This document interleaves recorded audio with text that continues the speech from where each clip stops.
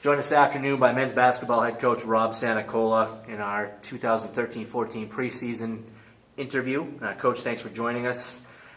Today, first game tonight at Bates College. You guys been going for about 3 weeks or so? 4 weeks? We've had 25 practices, so tonight will be a good test. Obviously, they're very good. They had a little head start on us. They've already played 2 games, so okay. This will be our first game, but no better place to play than to get on the road and play Bates. I'm sure they're going to be really enthusiastic, their crowd, and they're going to be excited. Obviously, they play with a great deal of emotion, and Coach Furbush does a great job. So what a great opportunity for us to kind of start our season and play someone that is going to really test us. Of course, your schedule is dotted with opponents like that, including a lot of in-state opponents specifically to start. Your first 5 opponents are from the state of Maine, and your home opener is on Thursday, taking on Husson, the old, probably the biggest rival in program history, especially looking back to your playing days and things like that. And a big event, the Blue Out, coming up on Thursday night. Let's kind of talk about that a little bit since we're going into the schedule. Yeah, no, I think when we took over, it was definitely a game that we wanted to continue. The rivalry, it's more of a tradition than a rivalry. Warren, Coach Caruso does a great job, and he's been a great kind of friend and mentor, and as being a young coach. So it's just been great to have. We text just today before, can't wait to catch up. So he's always going to have a very, very good team, and it always makes for a great game. And I think the alums are more concerned about that game than, our current players know a little bit of the tradition and the history, but they don't know exactly what it meant. When you played twice during the regular season, then it was always really, the third time to go out to whether it was Idaho or Missouri.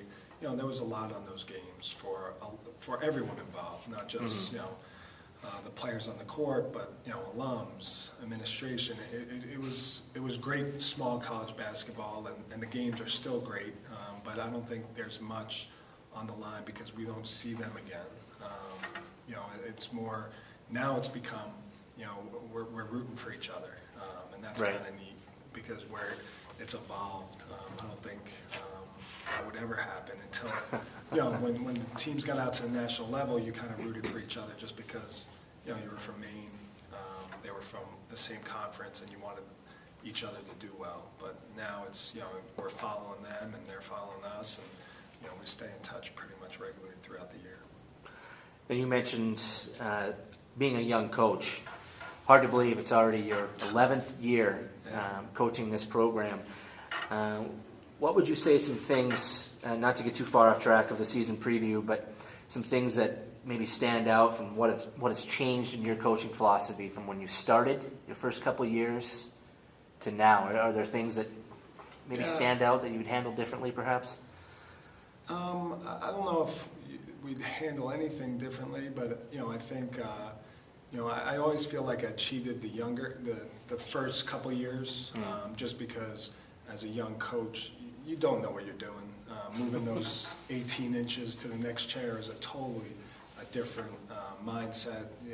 I thought I was prepared, but I had no clue, and I try to apologize to those guys on my first 2 kind of classes, recruiting classes, and now that if I knew what I knew now and I could apply it to back then, I thought we would have some pretty good teams back then. Not that we were bad, it's just I always feel like I cheated them in certain aspects. And I'm probably going to say the same thing hopefully 25 years from now, if I'm still lucky enough to be coaching. I think that's what makes a great coach, is that they're always improving, they're always trying to learn different ways to communicate to young people or to get your point across. So I think that's the biggest thing that, looking back, I wish I could have provided them with the knowledge that maybe now at year 11, that's a lot, but it's more than I had at year 0 for those guys. So, like you said, it constantly evolving. Yeah. process. Speaking of this year's team, a lot of veterans, a lot of returners, a good group coming back, good enough for the GNAC coaches to vote St. Joseph's as the number 2 seed in the preseason poll. How do you feel about that preseason ranking? Last year was a successful season again for this program. How do you think the coaches got it right? I think, it's always tough. Obviously, being a coach that votes, you're kind of trying to think about teams and who they have returning. I think, they got it right in terms of Albertus, being the number 1 seed. They had I think he was the player of the year in the conference last year, or right there on the first team ballot, pretty close. So with him returning, Watson, it's always going to be a tough, sled going against them, and what Coach Oliver's done down there, just remarkable. So not to say that, you look at the Red Sox, they were probably picked bottom of their division, and they end up winning the World Series. So I don't put too much weight into that. What we try to focus on in the things that we're doing day to day, drill by drill, and hopefully at the end of the year, what really matters is who's left standing. And of course, if we could get our guys to focus on that and not get caught up of scoreboard watching throughout the year, seeing who's winning. Oh, we got to win this game. They got to lose this game. Then you have true winners and guys that understand that this is a marathon, and it's not going to be who was ranked first in the poll and who got up to a 3-0 start. It's just kind of taking care of business. Right. Now you said 25 practices in or thereabouts. You've been around this group now for long enough, and heading into the season, how do you feel about this team and maybe what the strengths of this group could be? Yeah, I just love our culture right now. I just love the way, we have 4 seniors. I just love the way that they're competing, but they're also teaching, they're also helping, they're also encouraging, and I think that's the mark of a true program, that they know that, hey, their time is almost up, and that they're going to be remembered by what's left over. And I think that's what our program has always had, is that the guys that have left are always trying to make sure that the program's still in great shape. And they've starting to, as juniors, you don't realize that because you're just thinking about, hey, I got another year, I'll be a senior. Now it's like, hey, we just had our last practice before we play Bates. Now there's going to be 4 seniors that aren't going to be playing or going up to Lewiston to play Bates ever again. So, they're the clock's ticking for them. Starting to sink in. And what I love is that they recognize that, and they're treating those practices, their games, the days off, with a lot of focus and determination to make sure that they're not losing that day. I think that's a big thing for our group, that we're valuing each day that's been presented to us. Now, everyone at St. Joseph's College knows the names of Matt Medeiros and Nick Jobin, and Steve Simons last year came out with such a great year. 3 returning scorers, as the GNAC preseason release mentioned. Is there anybody in preseason practices and workouts, scrimmages, and those sorts of things that's maybe what is not on that short list of players that people look at that has stood out? I think that's it's always been that way, here, that there's always going to be some guy that you never prepared for. Mm-hmm. Stevie was a great example last year, and they just kind of came out of nowhere because they're going against great players every day in practice. And this year it's been Zach Blodgett. I don't know. I've seen, I've been here now as a player coach altogether. I think it's 17 years, and I don't see it. I haven't met a player or seen a player do what he's done in the last 6 months. I mean, he's totally changed his body. He's our fittest guy. He's the hardest working guy in practice, and he's probably been the best player from the start of practice to last night in practice, and that's just an outstanding achievement for him, because I know how much time he's put in this summer, and he's come back, and he's just been a great player. So, and it doesn't get any better than because he never says anything. All he cares about is working hard. Yeah. He's going to do anything for the team, and sometimes you have to talk to him just to make sure he's alive, or to get a reaction out of him, because all he cares about is the success of the group. You can see last year he showed potential. He Yeah. showed some spots where he could be that scorer, be that guy to make a big difference. And obviously there's some other guys too. Sure. But I think with the coaching staff, and I bet if you ask the players too, he's the guy that's that's standing out right now. And there's a couple guys not too far behind, but got to give Zach the credit to where he's at right now. Right. Now, going from returners to newcomers, a couple guys perhaps that could play some roles right off the bat?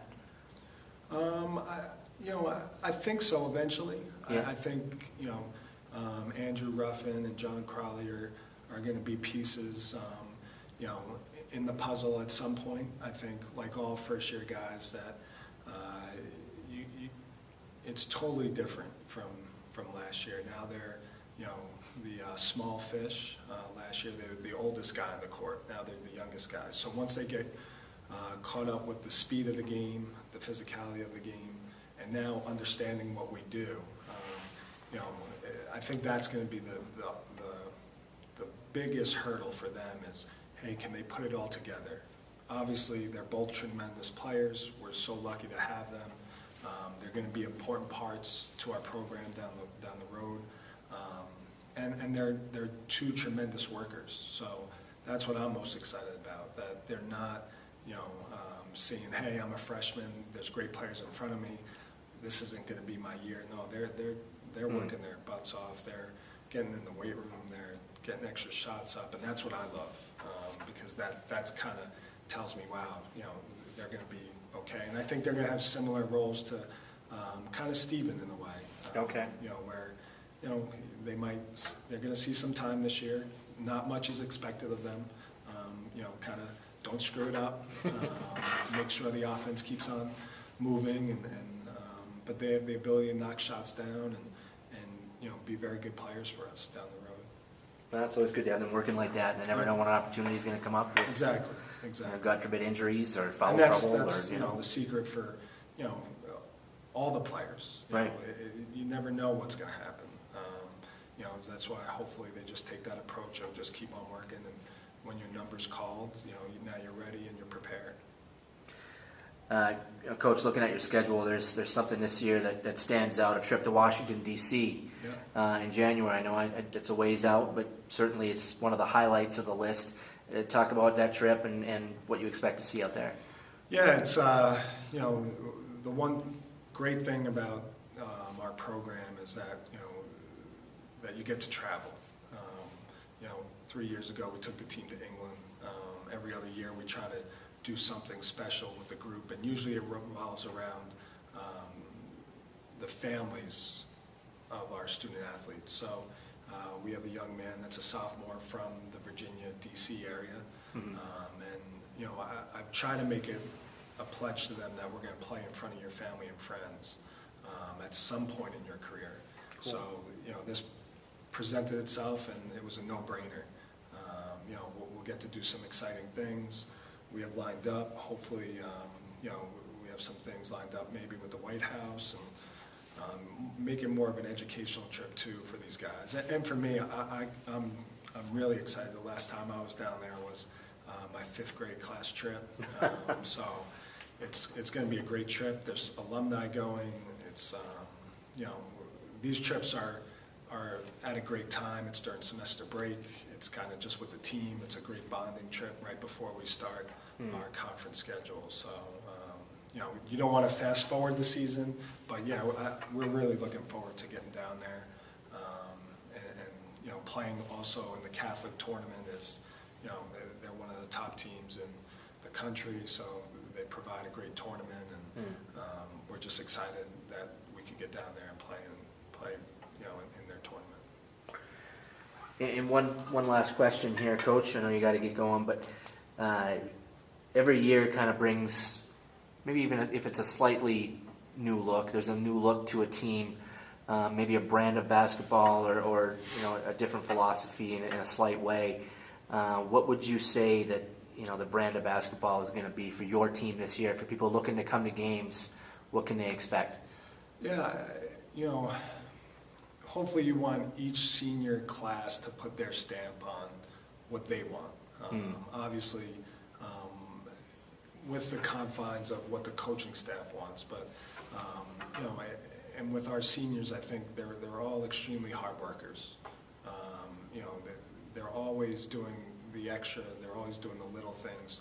So I'm hoping that is part of what that brand becomes. And the other part, what I really believe, they're all unselfish in their own ways.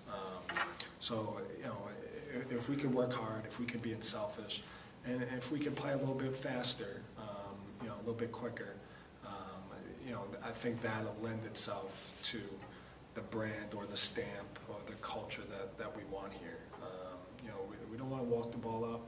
We want to get into our offense quickly. We want to, take the first available shot that presents itself, but within each person's role.